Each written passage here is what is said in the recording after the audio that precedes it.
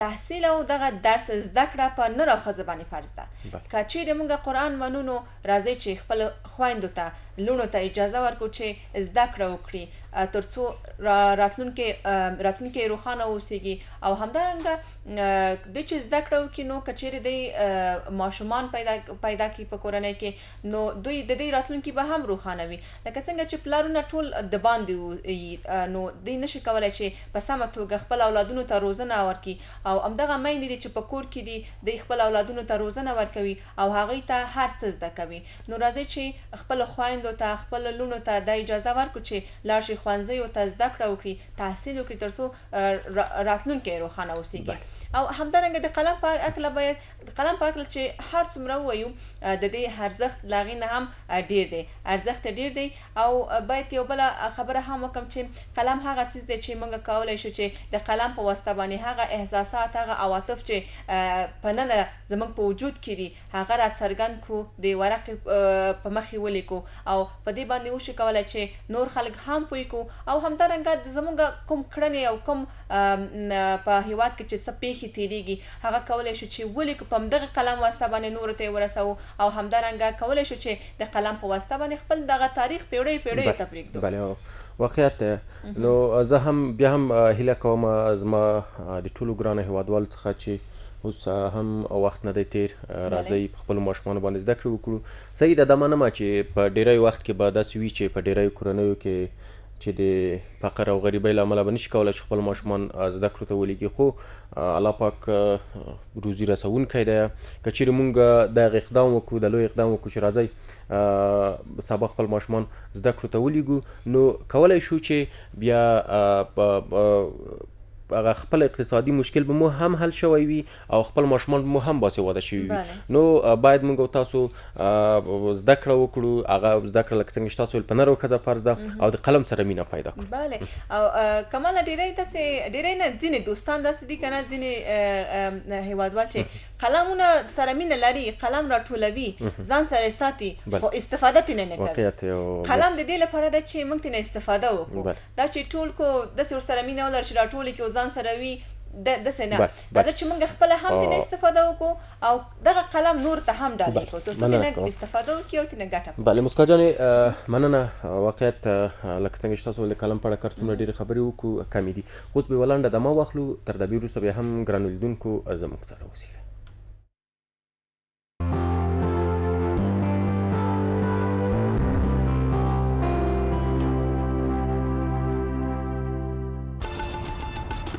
این افغانستان ماست. ما دست به دست داده آن را بازسازی می نماییم.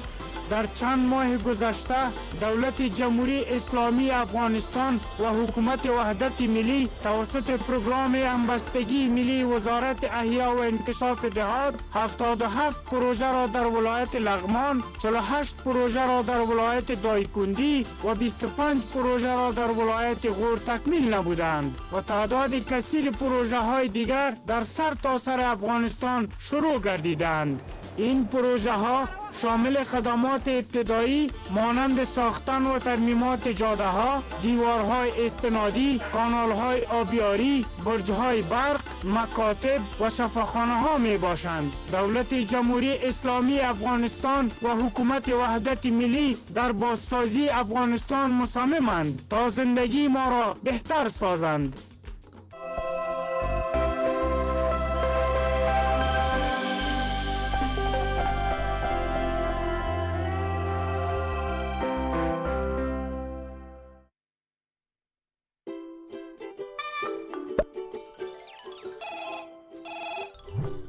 اوس د افغان ټلیکام له سیم لرونکي یا ډیجی فون څخه په ګټه اخیستو سره کولی شئ د اتیا څخه ډیرو هیوادونو ته هره دقیقه یوازې د 15 افغانیو په بدل کې خبرې وکړئ. د لا ډیرو معلوماتو لپاره د 333 شمیرې سره اړیکه ونیسئ او یا هم زموږ ویب پاڼه وګورئ. افغان ټلیکام راځئ چې د یو نوي شي خبرې وکړو.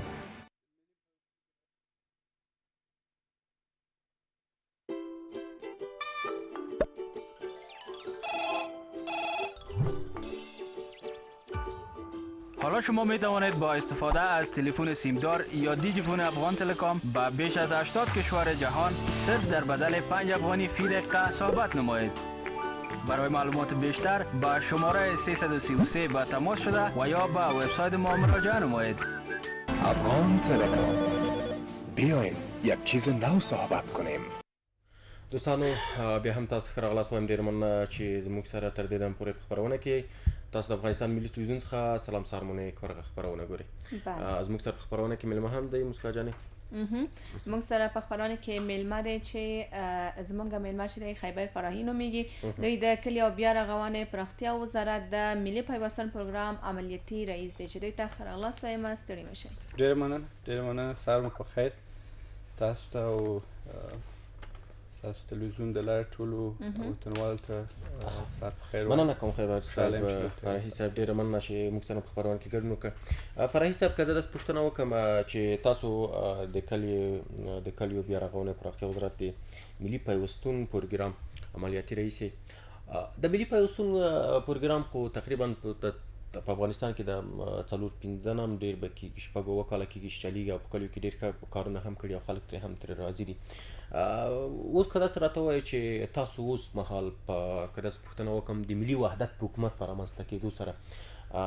دغه پروګرام لا پیاوړی شوی دی، تغییرات پکې راغلي دي یا دغه پروګرام به تر هغې وخت نه اوس یو څه وروسته شوی دی؟ ډېره مننه. ملي پیوستون خو تقریبا 2004 کال کې شروع شته، حدودا 1200 کالونو زیات کېږي. اوس خپل په دریم پړاو کې ده. 2 پړاو یې په کامیابه توګه پوره کړه، اوس دریم پړاو هم اخري کال او دا څنګه چې تاسو پوهیږئ د افغانستان د حکومت تر ټولو لوی انکشافي پروګرام دی. واقعا د دنیا په سطح دویم لوی انکشافي پروګرام دی. اولنی لوی انکشافي پروګرام په اندونیزیا کې د هغوی که بیا تاسو وګورئ نفوس یې ډېر دی او غټ مملکت دی. او دا د افغانستان په تاریخ کې فکر کوم چې اول ځل په داسې پیمانه په دا پراختیا یو برنامه عملي کېږي. هغه هم د افغانستان په کلیو کې. موږ 15,000 کلي تقریبا په دې تېرو 12 کلو کې تر پوښښ لاندې راوړي چې د هغو نه مثلا 11,700 کلي د دویم ځل دپاره د پوښښ لاندې راغلي. پلان دا و چې موږ وکولی سو د دې کال تر اخره د افغانستان ټول کلي تر پوښښ لاندې راولو. اما امنیتي وضعیت تقریبا 2011 بعد مخ په خرابېدو سو چې متاسفانه اوس هم 16,000 کلي پوښښ څخه پاتې دي.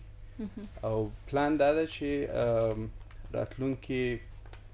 10 کلو کې بالاخره سره کوم نوی پروګرام چې د افغانستان ملي وحدت حکومت په راتلونکو 6 میاشتو کې انشاءالله د افغانستان خلکو ته اعلان ته وسپاري. په هغې کې به بیا پلان دا چې راتلونکي 10 کلو کې هېڅکله د افغانستان خدای کول د انکشافي کومکو څخه پاتې نشي. د دې ملي پیوستون د دریم پړاو اخري کال ده. په راتلونکي یو کال کې باید موږ په حدود 8,000 کلو کې چې کار پاتې ده هغه مکمل تکمیل کړو، ټولې پروژې موافقانه تکمیل سي او د خیر حرکت وکړو و نوي پړاو ته. د افغانستان کې فکر کوم چې یو د هغه موافقو پروسو څخه د انکشاف پروسه ده. سر له دې چې امنیتي مشکلات او تر یو حده سیاسي مشکلات ځکه ته ډېر وو، اما سر له هغه هم دې پروګرام وسو کولی چې په ډېره کامیابه توګه هغه خدمات چې د امکان درلودو خلکو ته ارائه کړي. او اساسي دلیل یې دا دی چې دې پروګرام سره خلک ولاړ دي. دا ټول پروګرام که تاسو وګورئ د خلکو پروګرام ده، د خلکو لپاره ده، د خلکو په واسطه ده. انکشافي شوراګانې جوړیږي، تصمیم خلک نیسي په یو آزاد انتخابي شکل او انتخاب د پروژو دوی خپله کوي یو مقدار پیسې ورته ورکول کېږي، په هغو باندې دوی سره ټولیږي، خپل اولویتونه ټاکي او د هغه پر اساس پروژې تطبیق هم دوی په خپله کوي. نو په دې کې هغه ظرفیت هم د دوی جوړیږي چې دا یو اساسي خبره ده. او تاسې د دومره نفوس دغه پروسه چې موږ پلي کوو، د انکشاف په رهبري د خلکو، د دې یو اساسي اصول دا دی چې دغه ظرفیت د خلکو څخه استفاده وسي. او فکر کوم ډېر ښه طریقې باندې دوی څخه استفاده سوې ده. نو انشاءالله امیدوار یو چې دا یو کال کې دغه پروګرام د اوسنی ملي پیوستون په کامیابه توګه تکمیل کړو چې د خیر سره مخته لاړ شو. د حکومت دید هم واضح ده، د انکشاف پروسه به ادامه پیدا کوي او په یو بهتره شکل به ادامه پیدا کوي. ځکه تاسې وګورئ د ټول بعد د جنګ حکومتونه چې دي ممالک، دوی اول د یو ایمرجنسي حالت څخه شروع کوي، یو 3-4 کاله هغه پړاو وي، د هغه څخه اوړي و پروګرام ته پروګرام په شکل ادامه ورکوي. اوس فکر کوم چې وخت د دې رسېدلی چې موږ او تاسې یو قدم بل مخته واخلو، د انکشاف منسجمه سي، انکشاف په منظم او هماهنګه شکل د نورو وزارتو سره کوم هغه اساسي خدمات چې دي هغه د کلو ته ورسیږي او په کمه بیه، ځکه اوس خو ظرفیتونه جوړ سوي هم په مرکز کې، هم په ولایاتو کې، هم په دې کلو کې. د دې انکشافي شوراګانو بحث چې موږ او تاسې کوو، د 12 کلو کې ډېر تفاوت کړی. دوی اوس د دې قابلیت لري چې دوی خپل پروژې په خپله مدیریت وکړي. ډېر البته ډېر محدوده تخنیکي همکاري به لا هم ضرورت لري، اما فکر کوم چې د 12 کلو کې دغه 9-10,000 پروژې چې د ملي پیوستون د طریقه عملي سوي دي، چې د هغو څخه 9-10,000 پروژې دوی په موفقه شکل بشپړه کړي دي. دغه خپله یو ډېر واضح مثال د دې دی چې د خلکو هم ظرفیت پیدا کړي او هم هغه مالکیت احساسوي د پروژو. فرید صاحب، که راته ووایي دا ملي پیوستون پروګرامونه چې پلي شوي دي، دغه پروګرامونه په کوم برخه کې دي؟ تاسو ویلې چې 9-10,000 پروګرامونه پلي شوي دي په 12 کلونو کې. که راته ووایي چې دغه په کومو برخو کې تطبیق شوي دي؟ د ملي پیوستون د طریقه چې کوم پروژې پلي سوي تطبیق سوي هغه ټول سکتورو کې دي. 6 عمده سکتورونه دي چې په هغو کې که د 9-10,000 پروژو زه فیصدي تاسو ته ووایم، په دې کې اولنی سکتور چې پکې ډېرې پروژې تطبیق سوي هغه ترانسپورت دی. ترانسپورت سکتور دی چې حدودا 30% د ټولو پروژو ترانسپورت تشکیلوي. دویم د اوبو د څښاک سکتور دی. دریم د آبیارۍ اوبو لګولو سکتور. دغه عمده سکتورونه دي چې 30% اول و 60% هم حدودا د دوه نور سکتور دي. باقي مانده مکتبونه هم جوړ سوي، کلینیکونه هم جوړ سوي، نور انکشافي پروژې هم دي چې هغه باقي مانده په کمه فیصدي 15% 2% نورې پروژې دي. دا خپله ضرورت ښیي د خلکو، ځکه انتخاب خپله شوراوي کوي چې کومه پروژې انتخابوي. نو که تاسې وګورئ په دې 14 کلو کې اساسي ضرورتونه د خلکو سړک مثلا د اوبو څښاک، په دې چې زراعت انکشاف وکړي، د هغو لپاره د اوبو لګولو آبیارۍ په بخش کې کانالونه جوړ کړي دي. نو مجموع کې دغه فیصدیان مننه کوم. فراهي صاحب، څه موده مخکې داسې خبر خپور شو چې د کلیو پراختیا وزارت، د پوهنې وزارت، همدارنګه د قومونو او قبایلو وزارت دوی په ګډه یو پروتوکول لاسلیک کړی دی. په دغه کې به مثال د کلیو پراختیا وزارت ځي په هغو سرحدي سیمو کې چې هغه یو څه ناامنه هم دي او ډېری وخته د کومې مرستې چې دي د هغه په سمه توګه نه دي ورته رسېدلي. مثال ته دوی سروي کوي خپله د سرحدونو وزارت، هلته دوی ښوونځي ته اړتیا لري یا روغتون ته اړتیا لري، هغه بیا تاسو د دغې پروګرام له لارې ورته جوړوئ. دغه مرحله څنګه ده؟ لږ راته تشریح کړه او تر اوسه مو په دغه کې اقدام کړی دی او که نه، که مو کړی وي تر اوسه مو کوم څه جوړ کړي دي که نه په سرحدي سیمو کې؟ ملي پیوستون خو فکر کوم یو د هغه ډېرو کومو پروګرامونو څخه ده چې تر ډېره حده هغه انکشافي توازن یې په نظر کې نیولی ده. که لیرې پرتې سیمې دي، که سرحدي سیمې دي، که غرنۍ سیمې دي، موږ داسې مناطقو ته تللي یو چې هلته په د افغانستان په تاریخ کې اول ځل حکومت هلته مثلا یو پروژه تطبیق کړې ده. نو هغه کلي وې چې په اول ځل یې په حساب د ګټمن سوي وه د حکومت دغه فعالیتو څخه. لا هم ډېر کار پاتې ده. سرحدي ولسوالیو ولایات خپل یو ځانګړی مشکل لري، په دې کې شک نشته. زموږ تاکید د اول نه دا و چې وزارتونه دې ته لیواله کړو چې د دې انکشافي شوراو نه استفاده وکړي. دا انکشافي شوراوې که تاسو وګورئ په څه شکل جوړیږي، دا د خپلو خلکو د کلیوالو د آزادې رایې په نتیجه کې رامنځته کېږي. دوی هغه د دوی اساسي او اصلي نمایندګان دي او فکر کوم دا نمایندګي تر ډېره حده صحیح هم کړې ده. نو هر حکومتي پلان، هر پروژه زموږ د وزارتو څخه خواهش دا و چې تاسې کوښښ وکړئ د دغو شوراو د طریقې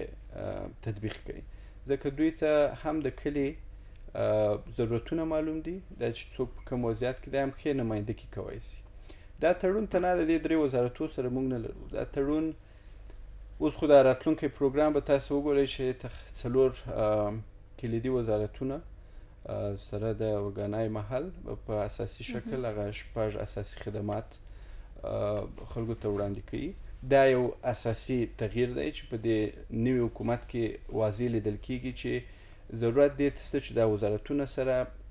په ګډه او په ښه هماهنګۍ سره کار وکړي. هر وزارت ځان ته کار نشي کولی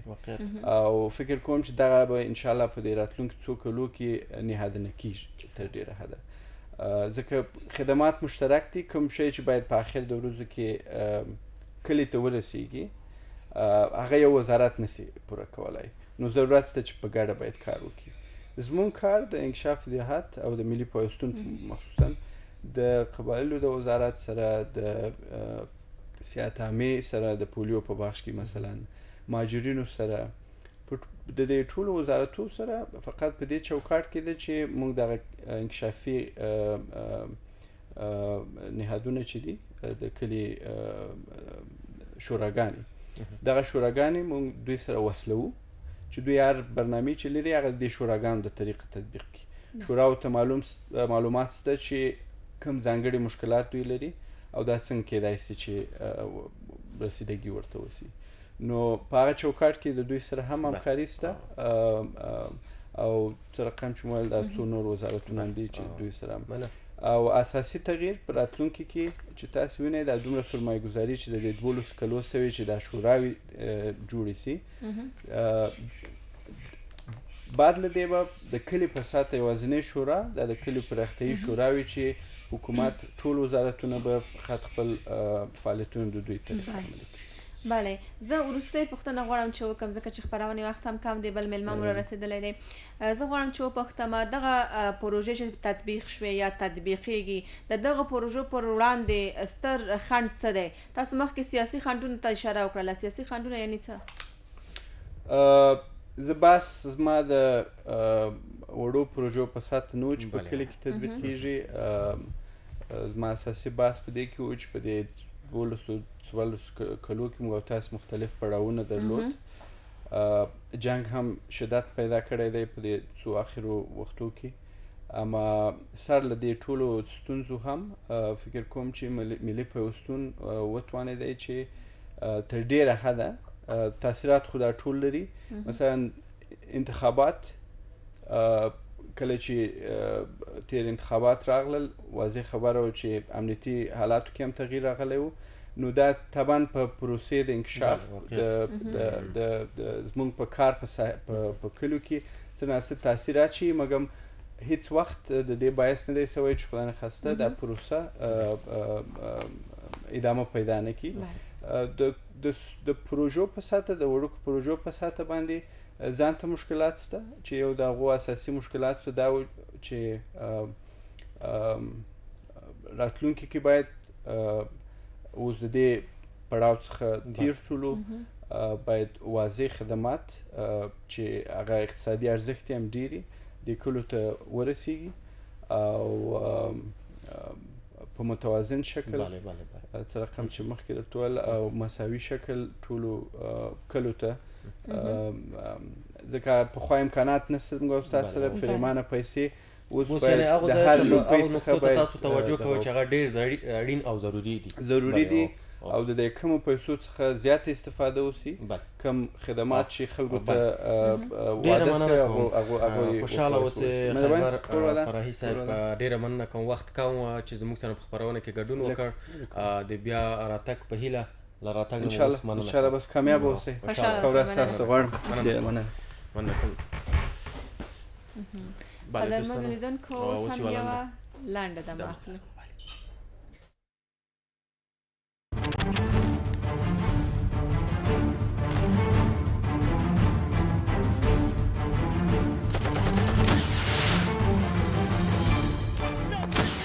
زنده باد افغانستان!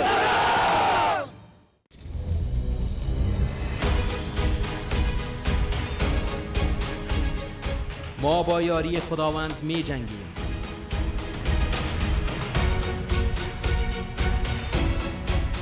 ایمان به خدا حمایت مردم و ایستادگی است که ما را بر دشمنان پیروز می سازد.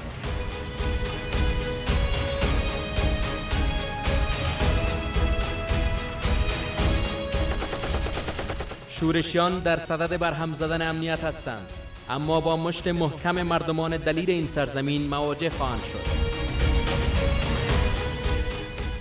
ما فرزندان صدیق افغانستان در خدمت ملت، در خدمت خاک، با پدران، با برادران،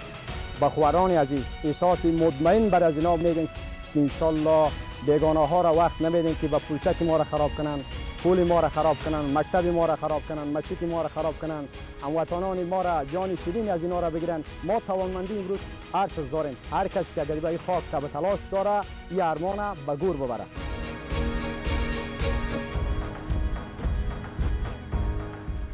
مزدوران را از بین خواهیم برد. برای جای وظیفه آماده اید؟ برای از بین بردن دشمن آماده اید؟ برای دفاع از وطن آماده اید؟ قدرمن لیدونکو بیا هم تاسو ته ښه راغلاست وایو ډېره زیاته مننه چې تر دې دمه له موږ سره مل یاستئ او ملتیا مو کوئ او یو سلام هغه دوستانو ته چې همدا اوس د خپرونې سره یوځای شوي. بله دوستانو زه هم تاسو ته ښه راغلاست وایم. موسکا په خپرونه کې راسره مېلمه حبیب الرحمن ننګ صاحب دی د مدني ټولنې فعال. ډېره مننه کوم او د اکسین شبکې رهبري غړی چې زموږ بلنه یې منلې ده. مخکې له دې نه چې ښاغلي ننګ صاحب ته راشو زه دوی ټکو ته اشاره کوم هغه ده چې موضوع مو همدغه ټاکلی د ځوانان په ټولنه کې ځوانان موږ تل ویلي په دې خپرونه کې که نه چې د ځوانانو رول د ځوانانو کړنې او د ځوانانو په انرژي هغه کومه انرژي چې ځوانان لري د هغې څخه په سمه توګه ګټه اخیستل یوه ټولنې ته پرمختګ ورکوي او یوه ټولنه د په مثبت لوري باندې بیایي. خو په خواشنۍ سره چې په افغانستان کې زموږ ډېری ځوانان دغه د حب وطن چې ورته وایي یا د وطن سره مینه لرو دغه ډېره په ذهن کې لري خو ډېره قوي نه لري که نه. اوس ډېری ځوانان زموږ د هېواد څخه تښتي بهر ته. دوی وایي که مونږ بهر ته لاړ شو هلته به نو ښه ژوند ولرو که نه. هغسې نه ده. شاید ډېری ولري ښه ژوند د دې ځای نه ډېر ښه ژوند هلته ولري خو ډېری نه لري یوه خبره. او بله خبره زموږ ډېری ځوانان اوس ګوره که موږ یې باید د دې څخه فکر ورته وکول په دغه ښار کې موږ ځینې شیان دي مثال ونې دي یا هغه شیان چې په ټول هېواد پورې اړه لري بیت المال ورته وایي د هغې دي عامل منفعت شیان دي هغې ته ښه توجه نه کوي ښه فکر ورته نه کوي. یعنې دوی داسې چلند ورسره کوي وي ځه وروره دا خو د حکومت شی دی په موږ یې څه ګوره دا د وطن سره مینه نه ښایي. حتی که یو د پیپسي بوتل یا د یو د جوس بوتل د سړک په منځ کې غورځوي دا هم د خپل وطن سره مینه نه ښودل دي که چېرې سړی د خپل وطن سره مینه ولري نو هغه خپل ځای واچوي نو نننۍ موضوع مو همدغه شانته ځانګړې کړې د ځوانانو رول ته ډېره ښه موضوع ده او ډېره جالبه موضوع هم ده او اړینه ده چې په دې موضوع باندې همیشه خبرې وکړو ځکه چې لکه څنګه چې کمال وویلې چې ځوانان په یو ټولنه کې ډېر ارزښت او ډېر مهم رول لوبوي ځکه چې ځوانان دي چې د لکه په یو ټولنه کې د ملا تیر تشکیلوي که چېرې په یو ټولنه کې ځوانان ونه اوسېږي نو هغه ټولنه د لکه فلج ده یا بې حرکته ده حرکت به پکې دومره ونه اوسېږو نو له ټولو نه ډېره مهمه خبره له وطن سره مینه ده که چېرې موږ له وطن سره مینه ولرو وطن لکه زموږ دویمه مور ده که چېرې موږ خپله مور سره مینه لرو نو وطن سره هم باید مینه ولرو که چېرې موږ وطن سره مینه ولرو نو موږ کولی شو چې خپل وطن په ډېرې ښه توګه وساتو او بریالیتوب ته یې ورسوو او ډېر کوښښ وکړو چې د وطن له هر څیز نه په ډېرې مینې ساتنه وکړو. ډېره مننه کوم ښاغلی ننګ صاحب ډېره مننه چې زموږ بلنه مو ومنه په خپرونې ته راغلی. زه به داسې پوښتنه وکړم چې کومې خبرې چې موږ هم وکړې او ته دغه خبرې را سره منې او که نه د دغو خبرو سره همغږی او که نه. مننه تاسو ته او د ستاسو د تلویزیون درنو لیدونکو ته سلامونه او احترامات وړاندې کوم. هغه څه چې تاسو ورته اشاره وکړله دا واقعا نه تنها یوازې ځوانانو ته په انساني ژوند کې دا هغه مهم د انسان د ژوند مهم اړخ ده چې په کله چې انسان دنیا ته راځي د دې مسؤلیت د دې د روزنې مسؤلیت دی هغه د پلار او د مور د کورنۍ د هغې پر غاړه وي خپله بې مسؤلیته وي ولې مسؤلیت یې یو څوک احساس د مسؤلیت لري چې دا باید د مسؤلیت ترسره کړي کله چې ځوان شي بیا نو هلته خپله مسؤلیت یې ور په غاړه شي چې د دې مسؤلیت د ترسره کولو دپاره باید ډېر زیات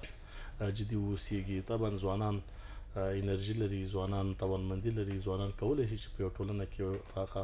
واقعیتونه درک کړي او د بدلون په فکر کې شي ولې داسې بدلون چې هغه د هغې ټولنې د کلتور دود عنعنات او فرهنګ سره برابر بدلون وي نه خدای مکړه چې بیرونی فرهنګ او بیرونی کلتور ځوانان را انتقال کړي تر څو پورې په خپلې ټولنې ته او د هغې کې ناوړه ګټه ترې نه پورته شي. زه په دې باور یم چې واقعا هغه څه ته چې تاسو اشاره وکړله دا د انسان د ژوند یو مهم اړخ ده او په دې برخه کې باید نه تنها ځوانان ټول انسانان بالخصوص زموږ د ټولنې اوسیدونکي دی باید په دې برخه کې توجه وکړي. څه فکر کوئ چې یو ځوان په ټولنه کې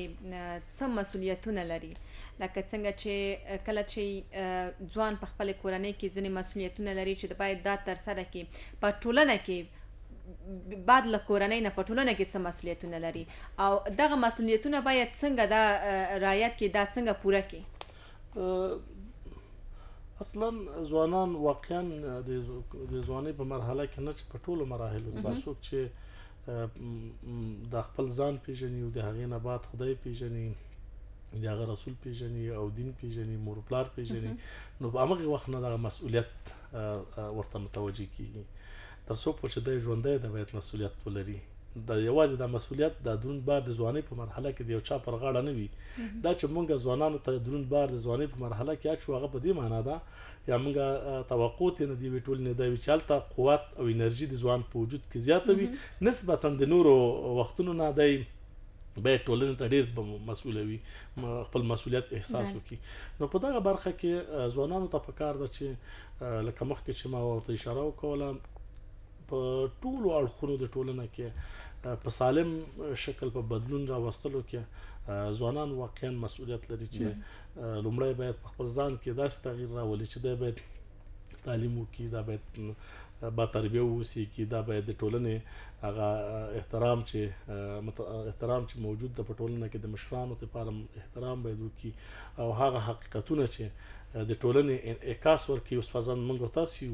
تاسې هم د دې ټولنې ځوانان یو موږ تاسې هم کولی شو چې د یو ځوان په صفت هغه مسؤلیت چې زموږ پر غاړه ده په ښه طریقه یې ترسره کړو ولې خوشبختانه اوسني ځوانان واقعا با احساسه دي واقعا دغه درک کولی شي چې د خپلو هغه ګډ کار په اساس باندې په ټولنه کې هغه مثبت بدلون ته چې ضرورت ده دا رامنځته کړي او د دې ټولنې په ګټه باندې ډېره مننه کوم ښاغلی نن که داسې پوښتنه زه وکړم چې ځوانان خو مسؤلیت لري باید لکه څنګه چې موږ وویل هر ځوان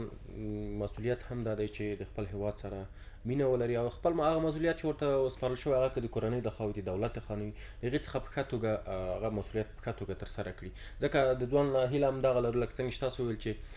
انرژي ډېره لري او باید ډېر کار وکړي ښه دا خو د ځوان مسؤلیت شو په داسې ټولنو کې لکه افغانستان چې دی په داسې ټولنو کې د دولت مسؤلیت څه دی د ځوان په اړه چې دولت باید کومې اسانتیاوې ځوان ته برابرې کړي تر څو ځوان ناهیلی نه شي او مثال زه یوه ښه بېلګه ورکوم د ځوانانو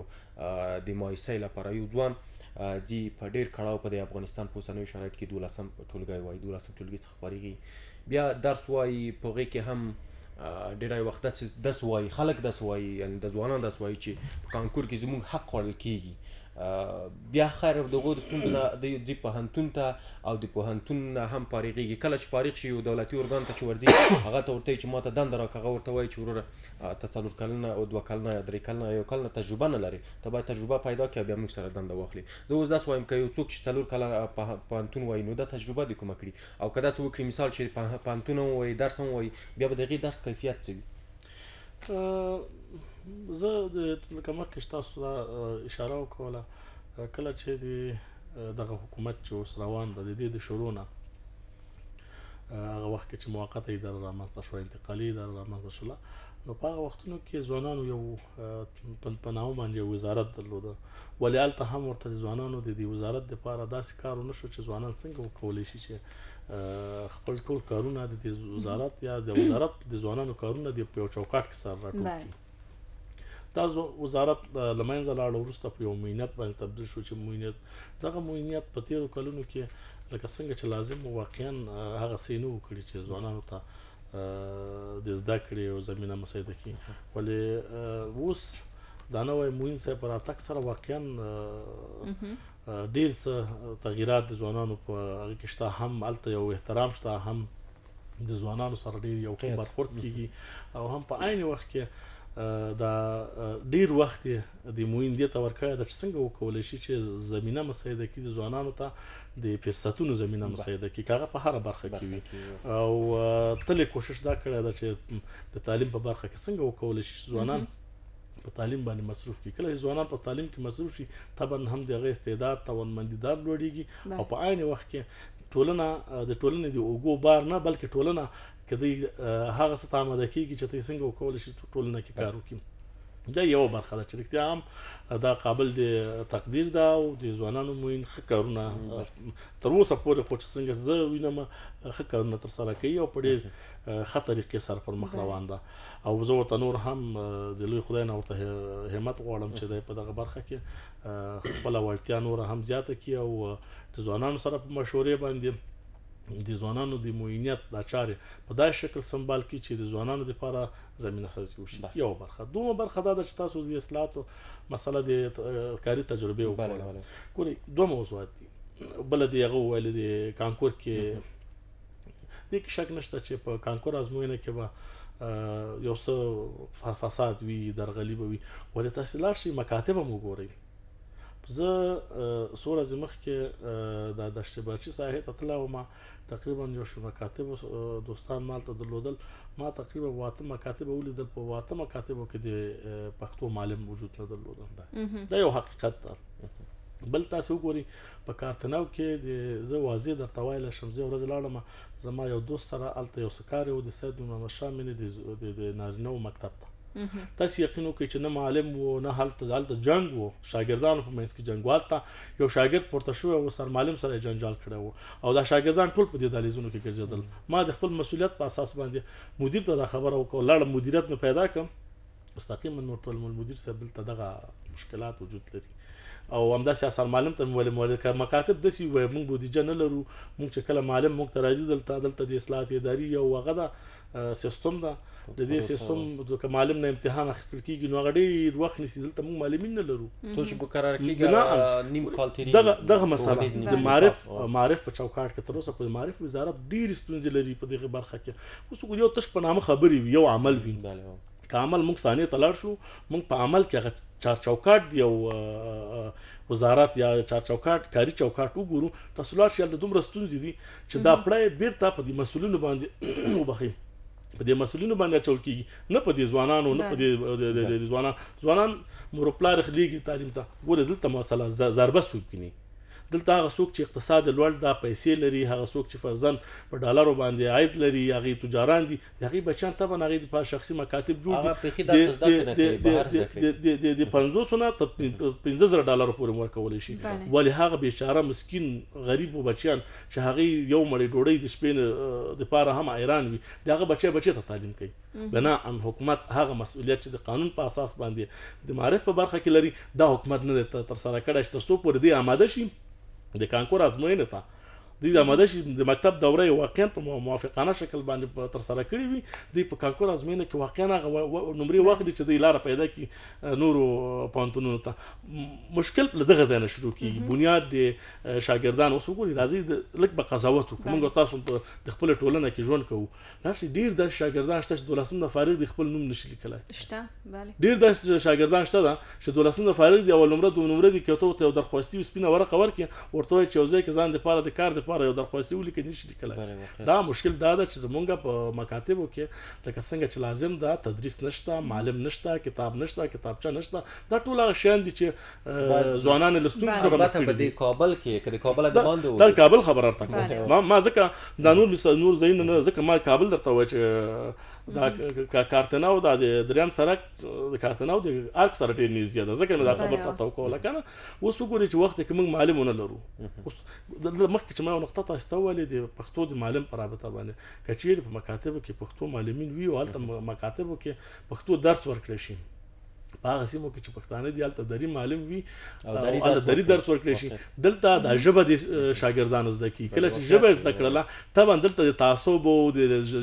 زبان پرستۍ د دې کچه کمیږي دلته محبت پیدا کېږي هغه یو د بل په ژبه باندې پوهېږي بنا ان د دې دپاره دا د معرف وزارت مسؤلیت ده چې په دغه برخه کې د ځوانانو دپاره د مکاتبو دپاره د معلمینو او د تدریس دپاره زمینه مساعده کړي او له دې نه باید قوي دوی هغه ولري نظارت ولري چې واقعا مشکلات چې شي دي اوس وګورئ 2.5 کاله د حکومت تقریبا 2 کاله شاوخوا نږدې تېرېږي د دې حکومت تر اوسه پورې حکومت یو ارزیابي نه درلوده چې موږ کوم شیانو کې موافق یو کوم شیانو کې موږ موافق نه یو بنا ما دغه یو برخه تاسو ته وویل چې هغه د مسله د ځوانانو وه د معرف په برخه کې موږ دومره ګڼې ستونزې لرو نو په دې برخه کې زما خواهش او غوښتنه دغه یو فرصت ده چې ما ته په لاس راغی زه د معرف وزارت د مسؤلینو نه چارواکو نه غواړم چې په دې برخه کې جدي واوسېږي او دغه دا یو هغه عملي او د سترګو لیدلی حال مشکل ده چې دې ته باید رسیدګي وکړي دا چې ننګ صاحب په دولتي ارګانونو کې 15,000 یا 16,000 یا هغې نه زیات پوسټونه خالي دي او په افغانستان کې ډېری ځوانان بیکاره ګرځي هغه ځوانان چې لیسانس لري ماستري لري یا دکتورا لري دوی بیکاره ګرځي دا دولت ولې نه توانیږي په دې چې دغه پوسټونه چې بیکاره تر اوسه پورې خالي دي او هغه ځوانان چې بیکاره دي دوی په دغه پوسټونو وګماري او د کار زمینه ورته مساعده کړي دلته دوه مهمې نقطې دي دې ځای کې یو نقطه دا ده چې واقعا خالي پوسټونه تقریبا شاوخوا د یو شمېر رسنیو له هغه له خوا نه موږ هم اورېدلي دي او واقعا د یو عملي مسله هم ده چې شاوخوا 50,000 پوسټونه خالي دي او ځوانانو ته باید زمینه مساعده شي تر څو په دې کې وظیفه واغلي او دنده واخلي دوی مسؤلیت خپل احساس وکړي ولې یوې نقطې ته بل هم باید موږ ستاسو فکر وي هر کال ډېر داسې مامورین تقاعد کېږي چې هغه که چېرته په دقیق شکل باندې د دې نه راپور ولري او دې ته بیرته هغه تقاعد د دوی هغه نشي تمدید نشي دوی ته تقاعد ورکړی شي ډېرو زیاتو ځوانانو ته به د کار زمینه مساعده شي او موږ به ډېر زیات د کار په برخه کې به سهولتونه او فرصتونه باید ایجاد کړي وي ولې سره د دې چې ولسمشر د خپلو کمپاینونو په وخت کې د کار د ایجاد دپاره قوي ژمنې کړې وې چې زه به دومره پوسټونه ایجادوم سره د دې چې دا پوسټونه وجود دي نور پوسټونه به ایجادوم تر څو پورې د کار فرصت خلکو ته برابر شي. په دغه ژمنو باندې باید یو ځلې بیا هم حکومت چې اوس د ملي وحدت حکومت د هغه ژمنې چې د خلکو سره کړي دي چې په دې وخت کې باید دا د عملي کولو دپاره د عمل جامې د اخیستلو دپاره باید عملي ګام پورته کړي. ځکه که چیرې سهولت او که چېرته د کار فرصت په افغانستان کې ځوانانو ته برابر شي بیا به زموږ ځوانان په دریابونو کې د ماهیانو ښکار نه کیږي. بیا به زموږ ځوانان دلته اوس د تنها دا مسؤلیت ګوري دلته د رسنیو په خپله په دې برخه کې مسؤلیت لري چې څنګه وکولی شي چې هغه ځوانان چې په دریابونو کې د ماهیو ښکار کیږي هغې ورته داسې پروګرامونه په لارو چارو په لاره واچوي چې ځوانان د دې پروګرامونو په اساس باندې تشویق نشي چې نور ملکونو ته لاړ شي.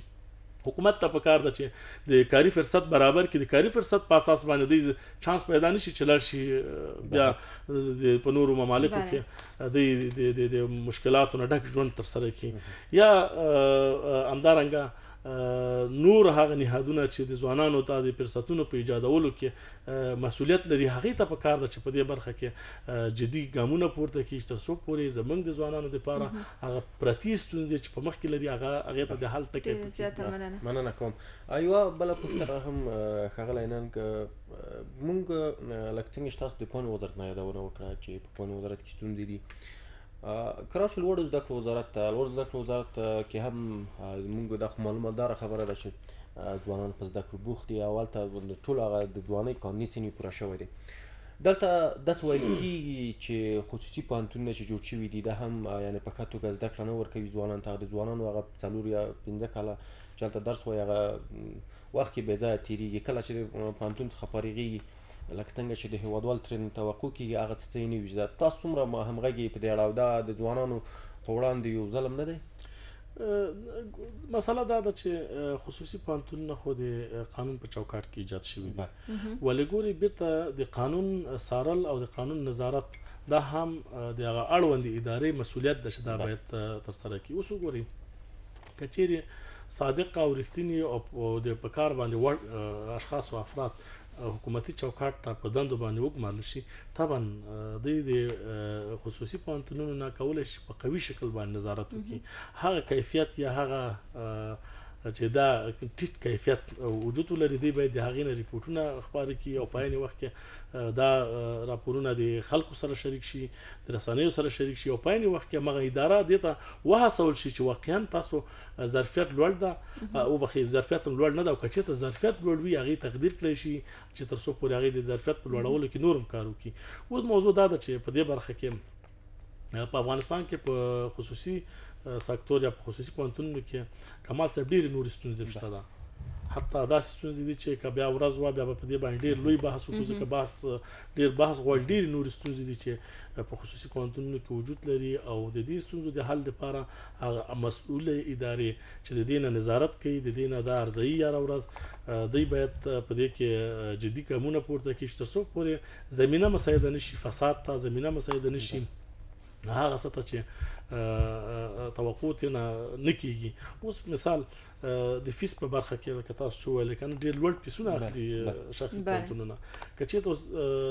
زه ته چې مثال تاسو 2 نفره چې په دغه رسنۍ کې کار کوئ شاید ستاسو معاش ستاسو د یوې میاشتې معاش یا څه چې 3 میاشتو معاش شاید ستاسو د یو سمستر د هغه بس نشي یا د 4 میاشتو بس نشي. بناء په دې برخه کې باید حکومت داسې یو لایحه تصویب کړي چې تر څو پورې زمینه مساعده شي هغه چاته هم چې هغې په خصوصي پوهنتونونو کې زده کړې وکړي. اوس که څه هم یو شمېر پوهنتونونو د بعضې نهادونو سره همدارنګه د ځوانانو معینیت سره قراردادونه امضا کړي دي چې په دې برخه کې به تخفیف ورکړو. تاسې وګورئ هلته خپله دا بزنس طبعا یو خاص مهارت غواړي هغې د هغه دومره لوړ کړی ده فیس چې بیرته دوی دا کله چې تخفیف ورکوي د تخفیف نه وروسته دا فیس هغه حالت ته راځي چې کوم دوی ورته هغه اصلي حالت ته راځي دا بیرته د ضربه یم دی هغه اشخاصو محصلینو ته. بله بښنه غواړم دغه یوه خبر کوم ډېری داسې پوهنتونونه داسې ویل کېږي چې ډېری داسې پوهنتونونه د بنیاد څخه ځوانان مدیریت سره تشریف چې هغه غواړي چې مشهور شي او خلک ورته ډېر جذب کړي او په راتلونکي کې چې کله دغه شهرت ته ورسي بیا ورته تخفیف نه ورکوي یعنې دوی دغه تړون د ځوانانو مدیریت سره نه کوي. نه زه فکر کوم ما یو ورځ مخکې موین صاحب سره دا خبره وکړله اصلا کله چې دغه تخفیف مسله د خصوصي پوهنتون په رابطه باندې بحث کیږي موینیت باید په دې کې ډیر دقیق او د دې نه د 4 کاله یا 15 کلونو د تعلیم په موده کې باید د پوهنتون سره یو تعهد امضا شي چې په دغه نه د تعلیم په ټول دوران کې باید دغه تخفیف وضع شي که چېرته دغسې مسله نه وي فرضاً دا پوهنتون محصلین هلته ځي او په دې پوهنتون کې یا په دغه مؤسسه کې د زده کړې کوي او یو کال وروسته د دې نه بیرته فیس زیات اخلي یا په نورو لارو په دې نه اخلي دا بیا واقعا هم د هغه تعهد او ژمنې سره زیاته ده او هم په عین وخت کې دا کوم محصل چې درس وایي دته بیا کېدای شي دی په نیمایي کې پرېږدي په دې برخه کې باید موینیت جدي اوسېږي او هغه نهادونه چې نور هم دي دې قرارداد چې کله کوي دا باید د 4 کلونو د تعلیمي دورې دپاره وي چې یو محصل کله فارغېږي د شروع نه تر ختمه پورې نو په دې برخه کې باید طبعا داسې نه وي چې وایي یو څوک ولیکه او هلته یې ولېږه فرضاً دغه ستا د خبر سره زه موافق یم یو تعداد کسان تللي دي بله ورځ ما سره یو څو کسانو خبرې وکړلې فرضاً هغې چې کله مکتوب وړی موینیت نه یا فرضاً یو نهاد نه وړی د هغې ورته وایي چې نه مونږ تخفیف هغه چا ته ورکوو چې مونږ ته نوی راځي څوک چې له مونږ سره تیار په هغه کې پوهنتون کې اول دوم دریم صف کې ده مونږ هغه ته تخفیف نه ورکوو خو دا طبعا یو غلطه مسله ده ځکه هر هغه څوک چې هغه امکانات ولري تخفیف ته ضرورت نه لري طبعا هغه که د تعلیم په هره مرحله کې وي هغې ته باید تخفیف په نظر کې ونیول شي تر څو پورې دومره مسله دا ده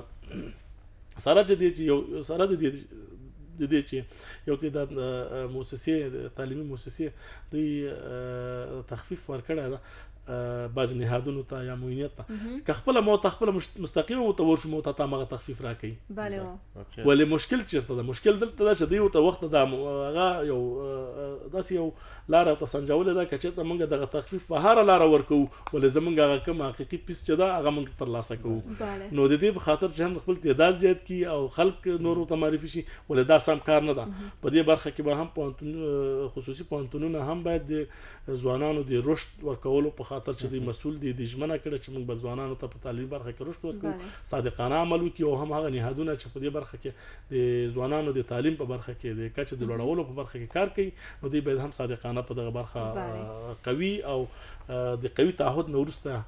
محصلین معرفي کړي. ننګ صاحب زه غواړم د وروستۍ پوښتنې په توګه وپوښتم ځکه چې موضوع هم ډېره مهمه ده ځوانانو باندې خبرې کوو یوه ډېره جدي ستونزه چې په ځوانانو کې ده هغه د یو بل نه زغمل دي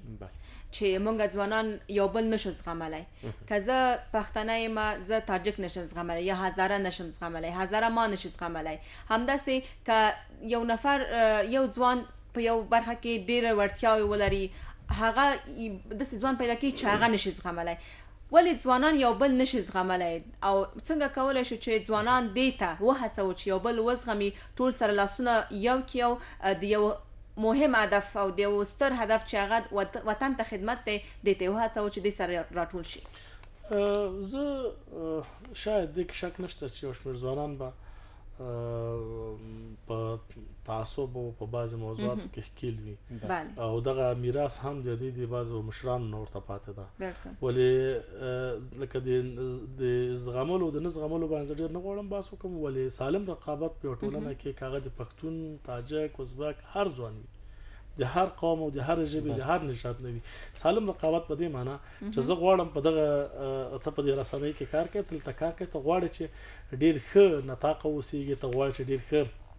لیکواله اوسېږي شاعره اوسېږي ډېرې ښې برنامې جوړې کړې او یو بل څوک وایي چې زه ښې جوړې کړم رقابت وکړي یو بل نه چې زما دا ګوري دا یو سالم رقابت ده چې څنګه کولی شي چې په یوه ټولنه کې یو څوک رشد وکړي دا واقعا د ځوانانو په منځ کې په کار یو مسله دوه مسله دا ده چې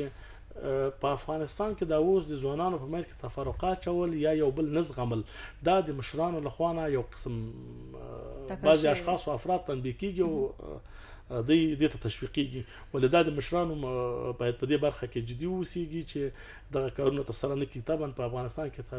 شاوخوا تر اوسه موږ په جنګ کې 40 کاله جنګ شوی ده اوس هم د جنګ په حالت کې یو اوس یو فرصت مساعد شوی چې پښتون تاجک هزاره ټول په یو دسترخوان سره راټولېږي او په یو دسترخوان باندې د افغانستان د بهبود دپاره کار کوي موږ فرضاً هره ورځ په مدني ټولنه کې موږ د ټولو قومونو نه ناست یو، غونډې کوو، مجالس کوو، د افغانستان په مختلفو مسایلو باندې بحثونه کوو. دا یو ډېر ښه فرصت ده. دغه فرصت باید موږ له لاسه ورنکړو. دلته د هر افغان د هر هغه په دولت کې داخل په دولت کې وي که بیرون دولت نه وي، که هغه په درې واړو قواو کې وي او که بیرون وي، که هغه په مدني ټولنه کې وي او که په سیاسي حزبونو کې وي، که هغه فرضاً په پوهنتونونو کې وي، که په هر ځای کې، دلته باید تشویق د دې وي. یو ملي روحیه باید د ټولو په وجود کې پیدا شي. کله چې ملي روحیه د ځوانانو په وجود کې پیدا شو، طبعا زمینه مساعدېږي پیشرفت ته او یو بل ته متقابل احترام ته او متقابل احترام په اساس باندې زموږ ټولنه د پیشرفت په لور باندې تللی شي. ښاغلی حبیب رحمان، نن د مدني ټولنې فعال له راتګ څخه مو یوه نړۍ مننه. خوشحاله شوم زه خپرونه کې مو سره ګډون مننه کوم. د 8 بجو خبرونه ګورو